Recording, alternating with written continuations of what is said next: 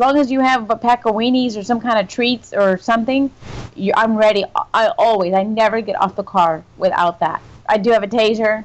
I do have a gun. But, I don't like to carry all kinds of stuff. I like to, because every time I go to a different door or every time I'm trying to get information, I have to play the part, Michael. I'm not going to get off with a pack of weenies in a red dress with flip-flops. You're listening to Process Server Daily, the show where hustle meets strategy in the high-stakes world of process serving.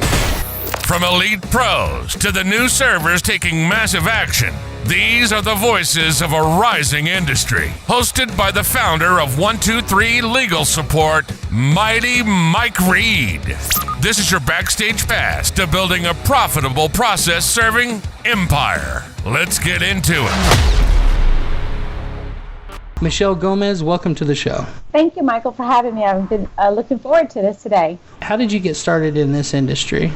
Well, back in 2000, I was working at a personal injury law firm and in Dallas, Texas, and I was approached by a repo man, and he is still one of my best friends, and he introduced me to the skip trace world in the repossession industry. And when he approached me with that, he goes, "Hey, this guy's looking for a skip tracer." And I look at him and I'm like, "That sounds illegal. What is that?" And he's like, "Just come with me, So I go with him to this investigation office, and I look at the whole scenario, and it's this place where there's a bunch of cars outside.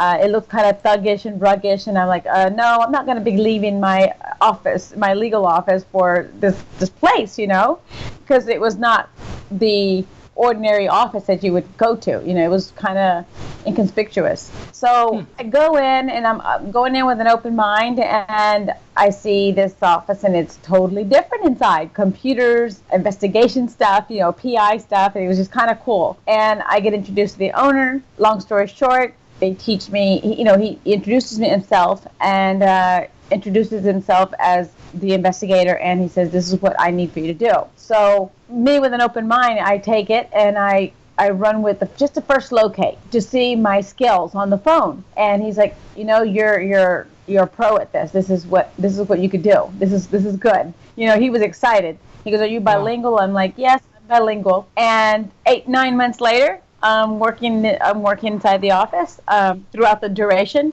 And I come back home to Austin, and I start my own company, Unlimited Recoveries. During that whole 9 months that I was working there, I was locating people and cars and picking them up left and right. It was my knack. It was something that I was born to do. And I don't regret, keeping that open mind to a new opportunity like that, even though I was working at a good, location, law firm, making good money. He matched it, and I was very happy. And long story short, I'm here today. I never expected something like this. Tell me about your worst experience in the field. When I was in Miami doing locates and repossessions, I got shot at. I didn't get hit by a bullet or anything. It was adrenaline, getting caught in the line of fire. Wow. But it was exciting to me. At the same time, it was a learning, wake-up experience, because people, when you're out there locating and you're playing with these people's assets, and this was when I started off in cars, in consumer. And being in Miami, you learn a lot. The personalities, the characters of people. You don't know how they're going to wake up or how's your day going to be. When I was in this situation, I had set up the call, had done everything I had to do to get the debtor in good moods. Like, "Hey, we're going to go pick up your car." It was already arranged. Well, they did a flip switch on us, and they shot at us, and thank God we were in an armored tow truck. I thought that I was going to die. I was like, today's the day I'm going to die. And that was the first time experience when you think that you have the debtor in your hand, and it feels like I thought this was going to be an easy layup. They lie, they surprise you, but you always have to go prepared. You never know what's going to happen, and it was devastating because I had other people's lives at the stake. As a skip tracer, I set up everything. I'm their eyes and ears. If I wasn't there, I think he would have been shot by the element of surprise, by not thinking oh, okay, well, this is an easy layup, I'm going to get the keys and go. It did not turn out that way. As a skip tracer, it's very important that communication, you're the repo guy's eyes and ears, you lay it up straight. There's a lot of transparency. There's a trust has to be there. They trust me, and they trusted me that day, but we got home safe, we got the car, and we got back home, We woke up. It was like, you think you're just in Miami Beach and it's all fun and glory, but over there is a different world.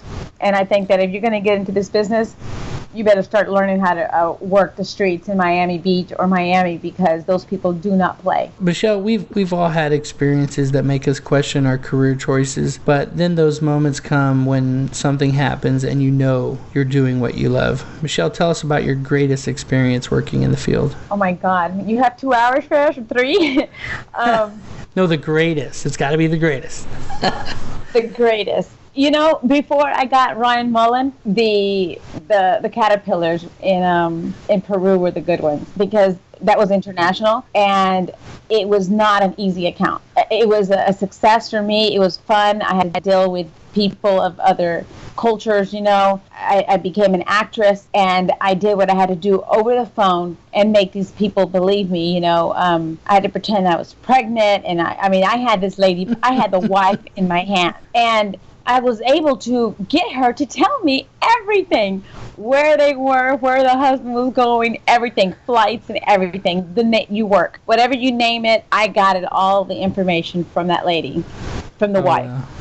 And I was able to put 2 and 2 together. I know everything about logistics in the maritime world, With all the information she was giving me, I was putting 2 and 2 together, 2 and 2 together. And I'm like, okay. So they pieced them. It went from one port to the other, from the Matson port to here to there. He was piecing all the tractors, the pieces together from one container to the next. And I'm like, wow. Then when I go to his website and I find that, what his name was, his company name in Peru, I Googled it. And I found a website that corresponded to his name, because it was what the wife told me. And what do you know? I see our assets right on the website as an opener. And I was just, okay, let me get now my contacts in Peru. So I know people everywhere. And I made a call to somebody that was actually going to be there within a few days. And he was there to confirm every bit of asset that I had found, and he was able to deal with the local government, and it was just a matter of days. Over there the process takes different. The government, their legal system is totally different than ours, so it's not like do it now, it's you do it, you have to wait. They have a process and you have to wait. It's kind of get you impatient, but you learn a lot. And like I said, every case is different. Every case you learn. I'm in class every day when I take on a new case. Hey, quick break from the episode to tell you about something that's changing the game for process servers across the country. It's called Mighty Process Servers. And yeah, you can join absolutely free. Inside, you'll get full access to every course, every download, and the educational tools that we use to help process servers build profitable companies. We meet every Tuesday at 1 p.m. Eastern for our live Mighty Mastermind call. Come join the conversation.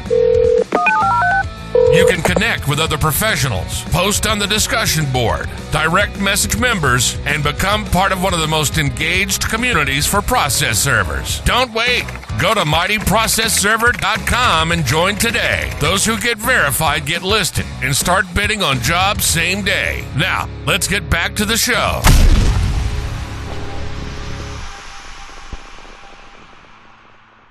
What are you working on right now that has you the most excited? I'm locating illegals that have crossed and have killed some of our Americans in either gunfire or traffic accidents or any kind of horrible manslaughter situation. And right now I'm on the hunt for one main guy named Luis Alberto Rodriguez. He killed a man, Joe Story, in North Carolina. 98% on top of him right now as to where he's at. And when I find him, I know I'm going to have to get Interpol involved. That's great, Michelle. What advice do you have for the struggling server out there? work well with your tracer or your investigator, whoever's finding you the address. Put your thinking cap on when you're out in the streets. Think outside the box. Go with a fresh mind. Go with will. Will as in you have the will to find anybody, everything, and you're going to serve them. Look at the case thoroughly. Find out their habits. Find out if they've been dodging. If it's an easy service. You can tell a lot about the person. Sometimes you just get an address and you just go to the address and hey, you've been served, right? Some of these people are already prepared. They're waiting for somebody to come and knock on the door to serve them, and they're trying to avoid you. You have to go and think like them sometimes, and you just got to be cold. I don't like to see myself in a cold situation, but sometimes you have to because you're doing a service for your client.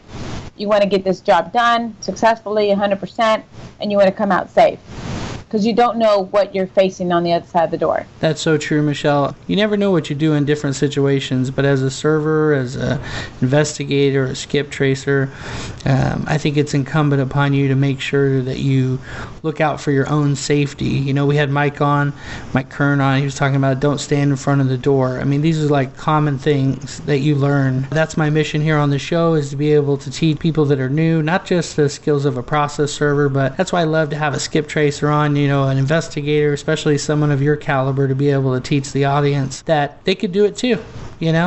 We've all started somewhere. And if you have to do a small little role play, go test the door. Go test the door with some flyer that you created, and you don't do it, but you go somewhere. You send somebody else in and say, hey, I'm looking for my lost dog or something. Play it out before you see what's going on. If your debtor is there, then you come back in 5 minutes and you come at them with the real paperwork, because they're there. Sometimes they like to dodge you or put a family member in front, say he's not here, he's sick, he's asleep, whatever it is. You're gonna get all 5 lies, plus more. You learn behavior on every door you knock on. I think that just be wise, be alert, be careful, be willing to role play and become an actor, an actress. You want to go home at the end of the day. So Michelle, most of my audience are servers and investigators, a lot like myself. What kind of tip can you give us to help us find our guy?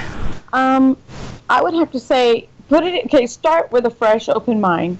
Be positive. Think positive always, that you are going to find your person, no matter what. Put it in your head that you will be successful on this case. For example, finding your subject, finding your asset, doing what it takes to make your client happy and yourself happy. That way you can close it and move on. See yourself finding your subject in a matter of time, like say 3 o'clock, I'm going to find this guy. What is it going to take for me to do it? I believe in the power of law of attraction, and I use that to my advantage. Almost like the power of positive thinking. Yeah. If I know that it's going to be a difficult case, I'm like, okay, I'm going to find this guy no matter what, and I'm going to find him by Friday. And I already have it. I can already see myself finding this person. And it happens. Wow. I'm going to have to start doing that. Maybe it'll increase my my skip tracing results. It's gotten me here. Michelle, what is your favorite tool for defense? For defense on the animal out in the streets, I always have a pack of weenies or something for the dogs and the cats, or any kind of animal that's going to hit me by surprise.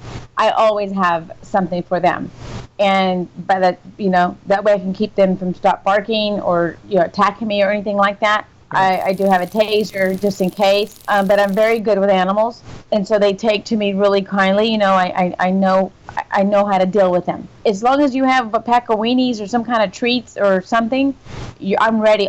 I never get off the car without that. I do have a taser, I do have a gun, but I don't like to carry all kinds of stuff. I like to, because every time I go to a different door, or every time I'm trying to get information, I have to play the part, Michael. I'm not going to get off with a pack of weenies in a red dress with flip-flops. It's like, what are you doing? Why are you here at my house with a pack of weenies? Because when I'm prepared and I watch the house, of course I've already done my pre-surveillance. I've already watched the house. I know what they have, who's coming and going, what kind of cars am I expecting. I've done my homework. As far as that go, I go with my personality, and I try to, bring them down to where they're not going to be angry with me. Sometimes, I come to a house where you got 2 old folks with an attitude, and you just have to bring them down to your nature. Like, hey, how you doing? It sure is hot out here. I'm looking for somebody who's selling a pair of puppies, and I'm trying to rescue them. And that is like totally off guard. And by the time you know it, you have a full conversation with these people, with your debtors, and you're getting all kinds of information just for the sake of that crazy question. Well, I've enjoyed our interview, and I feel like my audience is going to really benefit from listening to this episode. I just have one final question for you, and then we can say goodbye. What is the best way to connect with you? You can connect with me on my Gmail that I've had for 15 years. And it's misskiptracer@gmail.com. That's MSSKIPTRACER@gmail.com. 512-650-8732 is my mobile cell, and I will answer you and everybody else. I'm very open to receiving all calls, and I am with White Star Consulting. That's a wrap on another episode of Process Server Daily, where the legal support industry levels up. Want to grow your process serving business with the best marketing tools, the most engaged community, and the highest ranking directory online? Visit mightyprocessserver.com. Claim your listing. Join our free community. Surround yourself with process servers who get it and build something real. From the field to the courtroom, this is Process Server Daily. Until next time, stay safe out there and live mighty.